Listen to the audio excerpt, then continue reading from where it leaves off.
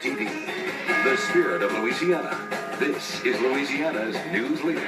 Channel 4's Eyewitness News Night Watch. Good evening, I'm Dennis Waltering. And I'm Karen Swenson.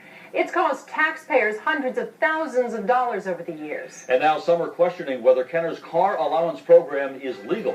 Monica Hernandez tells us why in this 4 Investigates report. This is all that's left of the Mardi Gras Museum in Rivertown, the shuttered remains of another Kenner attraction fallen to budget cuts. With $1.5 million deficit, Kenner is scaling back. It's cut over 120 positions. We have cut, and we keep cutting. But one area that continues to grow, Kenner's car allowance program. Nearly 40 select city employees rake in hundreds of dollars in extra cash each month, regardless of miles, for using their personal car. It's an apparent violation of the city's charter that costs taxpayers nearly $100,000 a year.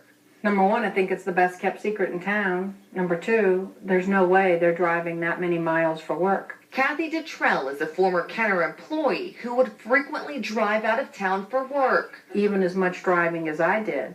All they did was reimburse me $20, $30, maybe $40. She believes there's no way the employees on this list, some with desk jobs, are driving enough miles to warrant thousands in extra cash each year.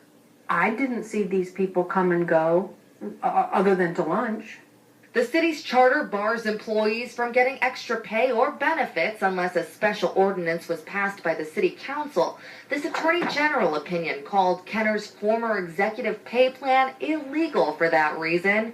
An attorney with Citizens for a Better Kenner says these car allowances are no exception. They're illegal. They're illegal because they were never posed to the city council and never properly vetted to the public. It's simple.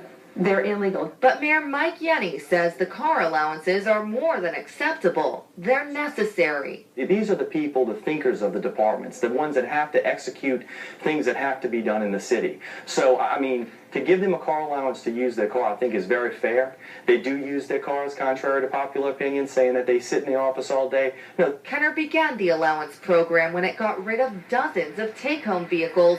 Yenny says it's a cost-saving measure and defends the decision not to reimburse by miles. We can go to that, but then that gets into a time clause where these people are dealing with, instead of worrying about the main things they're supposed to be doing, sitting there trying to figure out mileage, sitting there trying to figure out how far they've gone. Council members voted in 2007 to approve their $6,000 a year car allowance. That brings it up to par with the city charter. Now one council member promises to look into those that haven't been brought to the public eye.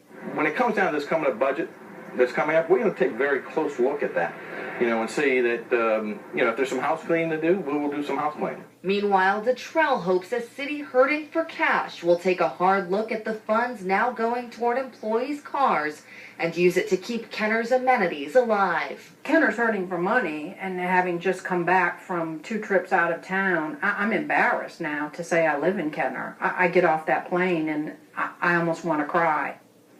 And when you don't count the airport, Kenner is about 11 square miles.